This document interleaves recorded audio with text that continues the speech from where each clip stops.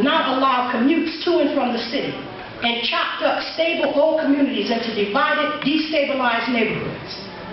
The first mall in the United States, called Northland, was the beginning of a new, exciting shopping experience exclusive to the new suburban lifestyle and suburban interests aggressively recruited city dwellers to cross 8 miles. So by the time I was a little girl in the early 60s, the homes and businesses owned by blacks and immigrants in Black Bottom had been torn down for years. In one of the first cases of urban renewal in the United States, the city powers began to build a new suburban-like community near downtown to keep whites from leaving. It was called Lafayette Park. My father's Hastings Street shop was destroyed too in that swath of demolition that followed the end of Black Bottom and moved up Hastings Street. I remember when I stood with him on the banks of the massive dirt-filled crevasse on the initial diggings of the Kresge Freeway. We looked across that giant pit to the place where his record shop once stood, and my daddy just shook his head and said, "Lean Ting," that's my nickname. That used to be Hastings. There's great loss in the destruction of these neighborhoods in Detroit. In 1960, after Hastings Street and all the black and immigrant business were urban renewed into the Kresge Freeway, my father was forced to move his record shop from the east side of Detroit to the west, across town to 12th Street, to join thousands of others who had to move from Black Bottom too. This massive shift of population was a historic urban migration, uprooting the community from their businesses and residential roots. Many of them, having already survived the migration from the south, could not withstand yet another major transition, and many African-American businesses were lost. Joe's Record Shop moved from Hastings Street onto 12th Street and Pingree, and then months later, a few blocks away to 12th Street in Philadelphia, where it would remain. My older brother, Joe Jr., now worked in the auto plants because business was very much different on 12th Street, because the old blues community that had been the root of my dad's business on Hastings Street was no longer a core part of the neighborhood on 12th Street. Now my younger brother, Daryl, would go with my father to the new Bethel Baptist Church, where it had moved to Linwood Avenue. So the entire community, great sections of it, moved over to 12th Street. Now my brother Daryl helped my father, dragging the mics and the tape recorder and the big leather case that was bigger than he was, to record the next masterpiece by Frank, as my father called the Reverend C.L. Franklin. After the mics were set up, my little brother would sit behind the pulpit with the deacons, his legs too short to reach the floor, dangling from the big chairs on the altar. They all sat to listen to Franklin whoop and sing and teach the urban gospel, though most often my little brother fell asleep in the middle of the making of gospel history. The 12th Street shop was also not far from Motown, and though my father couldn't stand the new sound, I mean, he couldn't stand it. You know how people today, older people, they hate hip-hop? That's how a lot of people hated Motown. They were like, those people can't sing. I mean, he just thought Diana Ross was like a caterwauling. Older people, many of them did not like Motown, and my father was one of them. But of course, he had vested interest in not liking them, because this new music was supplanting the old blues that he loved. Regardless, many of the Motown artists found their way to Joe's Record Shop. Folks like Mary Wells and the bassist James Jamerson, who also recorded in Joe's Record Shop, and many funk brothers, they hit a lick at Joe's Record Shop, often backing up other artists and having a taste and a good time with Joe in the back of the shop. The world of 12th Street was full of intense daytime commerce and after-hours hucklebuck nightlife, where men with new jobs in the auto plant drove Eldorados with matching silk and wool suits, and fast women smoked cigarettes in public. What a scandal. They wanted me to basically close my eyes when I saw that.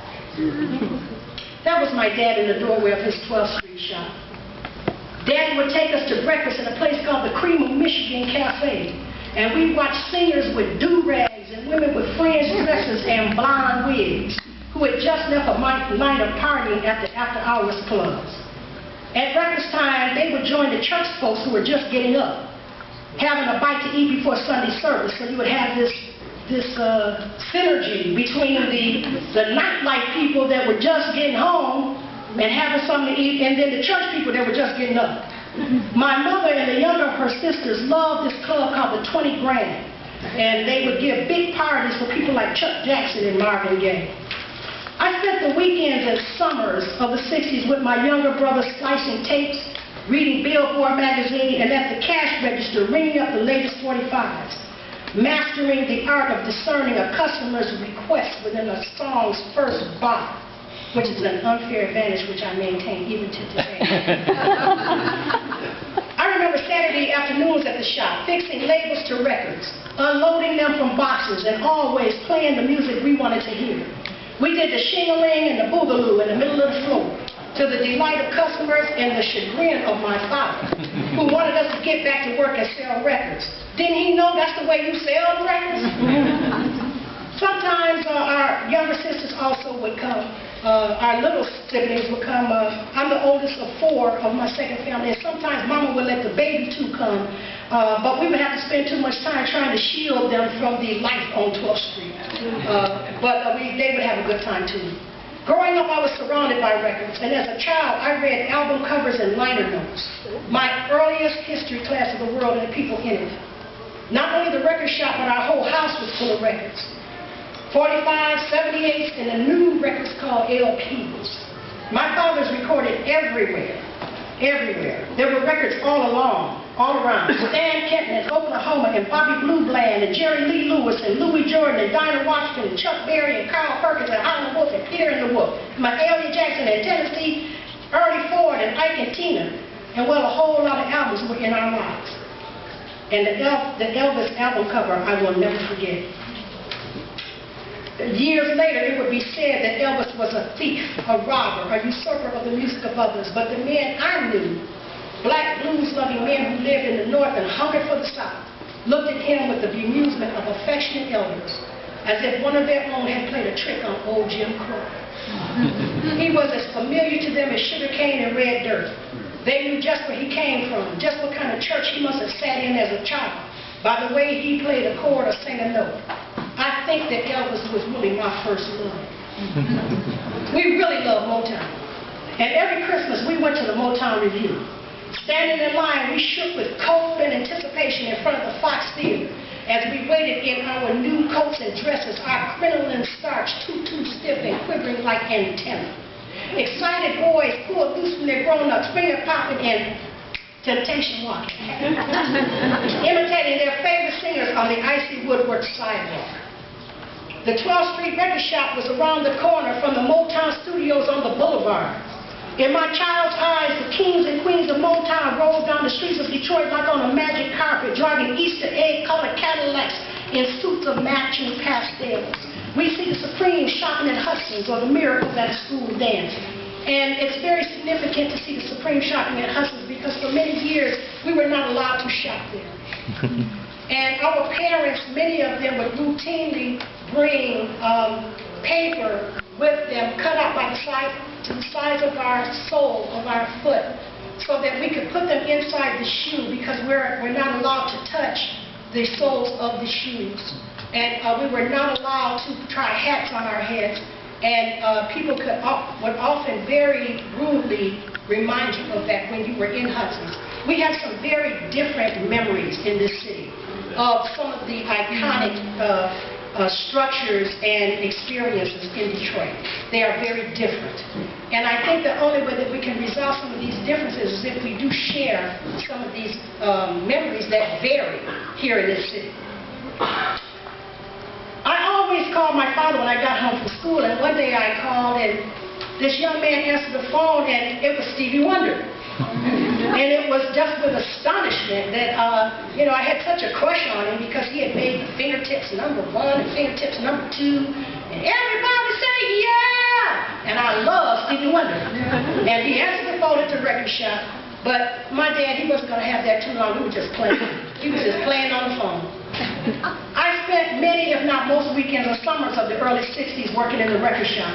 I puttered around behind the counter in the chaos of red and yellow 45 discs. Remember those? Red and green reel-to-reel Scotch tape boxes and silver metal slabs for splicing tape. I didn't know how special it was growing up in the record shop. When we were not there, we listened to the Detroit radio stations, WJLB, CHB, Keener Radio, CKLW, and watched Swingin' Time Dance Show with Robert Seymour. For a time in this city, black and white, we all listened to one great song. One day in the car, we passed Motown on the way to the shop. And my dad really couldn't stand that Motown sound. And as the 60s progressed, the trends of music had clearly changed. This was during the tumultuous years of social change and the cataclysmic shifts in music. Motown had become the soundtrack of young America, the new soul music. Rhythm and blues and rock and roll were now what the customers on 12th Street wanted to buy. To my delight at the turntable, but to the fury of my father, who still defiantly insisted on trying to sell the blues and play the old gospel songs on Sunday morning. Once I came home from middle school and walked into the backyard at the sight of an old man called Washboard Willie playing in the backyard with a drum kit full of all kind of crazy percussive contraptions. I wish I had a picture of Washboard Willie. Now, this was an act of such country bunkinism that I was mortified. And it was in front of all my Beatles and Motown-loving friends, no less. I was like, Daddy, if you gonna bring somebody home, bring home Paul McCartney. Little did I appreciate those historic blues artists who were right in my backyard. The big corporate record sellers were also taking their toll on the business. I remember walking with my father through Sears and Roebuck in Highland Park, where there was a new improved record department in the back. And rows of many of the records that he was selling on 12th Street, but Sears was selling them way cheap. We were shocked. Years before that, Sears and other big sellers had never stocked much of our music. They called it race music. At the time, I didn't understand my father's rage and pain. I didn't know that we were in the midst of the destruction of the independent record sellers and producers. There were dozens and dozens of independent record shops. My father was not the only record store owner in Detroit. There were dozens of record store owners in Detroit, all over the city. My father is distinguished because he was one of the first, and he was a producer as well. But there were many other producers, and there were many very famous record stores here.